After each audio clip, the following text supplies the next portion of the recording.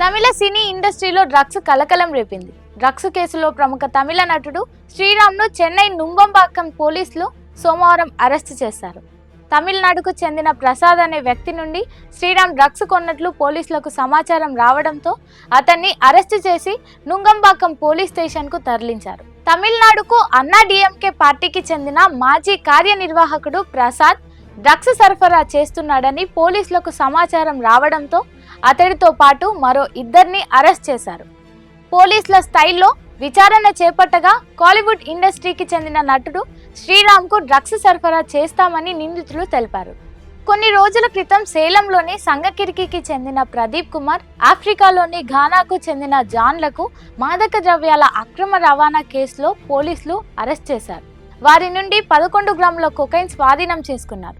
ప్రదీప్ కుమార్ బెంగళూరులో నివసిస్తున్న నైజీరియన్ జెరిక్, ఘానాకు చెందిన జాన్ నుండి కొకైన్ కొనుగోలు చేసి చెన్నైలోని అతడి స్నేహితులకు, రాజకీయ నేత ప్రసాద్తో సహా అనేక మందికి విక్రయిస్తున్నట్లు పోలీసుల విచారణలో తేలింది. ఈ క్రమంలో ప్రదీప్ స్నేహితుడు ప్రసాద్ను పోలీసులు అరెస్ట్ చేశారు. పోలీసులు అతన్ని విచారించగా పలువురు నటులు, నటీమణులకు డ్రగ్స్ అమ్మినట్లు ఒప్పుకున్నారు. ఆ తర్వాత ప్రసాద్ సెల్ ఫోన్ పరిశీలించగా యాక్టర్ శ్రీకాంత్ అలియా శ్రీరామ్తో అతడికి పరిచయాలున్నాయని తేలింది. దీంతో చెన్నై నార్కోటిక్స్ ఇంటెలిజెన్స్ పోలీసులు శ్రీరామ్ను రాజీవ్ గాంధీ ప్రభుత్వ ఆసుపత్రికి తీసుకెళ్లి అతను డ్రగ్స్ వినియోగించారో లేదో నిర్ధారించడానికి రక్త నమూనాలను తీసుకున్నారు. వైద్య పరీక్షల తర్వాత శ్రీరామ్ డ్రగ్స్ తీసుకున్నట్లు తేలింది. దీంతో అతన్ని అరెస్టు చేసి నుంగంబాక్కం పోలీస్ స్టేషన్కు తరలించారు.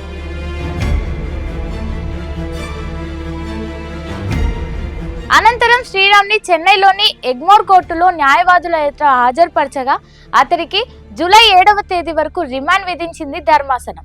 అలాగే శ్రీరామ్ను కస్టడీ కోరుతూ నుంగంబాక్కం పోలీసులు పిటిషన్ దాఖలు చేశారు.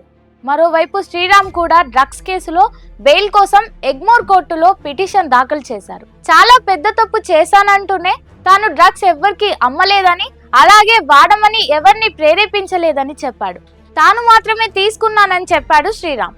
నేను ఏ విదేశాలకు పారిపోను, సాక్ష్యాలను కూడా ప్రభావితం చేయడానికి ప్రయత్నించను, పోలీసుల దర్యాప్తుకు పూర్తిగా సహకరిస్తాను, ఎప్పుడూ పిలిచినా విచారణకు వస్తాను, నా బిడ్డ అనారోగ్యంతో ఉన్నాడు, వాడిని చూసుకోవాల్సిన బాధ్యత నా మీద ఉంది, ఈ టైంలో నేను నా ఫ్యామిలీకి అండగా ఉండాలి, కాబట్టి ఈ కేసులో నాకు బెయిల్ ఇవ్వమని న్యాయమూర్తిని కోరాడు శ్రీరామ్.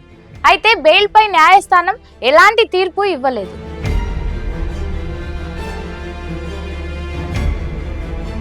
తెలుగులో ఒకరికి ఒకరు, ఆడవారి మాటలకు అర్థాలే వేరులే, నిప్పు వంటి సినిమాలో యాక్ట్ చేశారు శ్రీరామ్. అసలు పేరు శ్రీకాంత్. తెలుగులో శ్రీకాంత్ పేరుతో నటుడు ఉండడంతో టాలీవుడ్లో శ్రీరామ్ పేరుతో సినిమాలు చేస్తున్నాడు. తమిళ్లో మాత్రం శ్రీకాంత్ గానే చలామణి అవుతున్నాడు. మాజీ రాజకీయ నాయకుడి దగ్గర 12,000కు 1 గ్రామ్ కొకైన్ కొనుగోలు చేసినట్లుగా శ్రీకాంత్ పై ఆరోపణలు వచ్చాయి. ఈ విషయం నిజమో కాదో తేల్చేందుకు పోలీసులు అతన్ని అదుపులోకి తీసుకున్నారు. శ్రీకాంత్తో పాటు మరికొందరు సినీ సెలబ్రిటీల పేర్లు కూడా డ్రగ్స్ కేసులో బయటికి వచ్చినట్లు వార్తలు వస్తున్నాయి. హీరోగా బ్రేక్ దక్కకపోయినా క్యారెక్టర్ ఆర్టిస్టుగా తమిళ్లో ఏడాదికి 1/2 డజన్ సినిమాలు చేస్తున్నాడు శ్రీకాంత్. తెలుగులో ఎర్రచీర అనే సినిమాలో నటిస్తున్నాడు.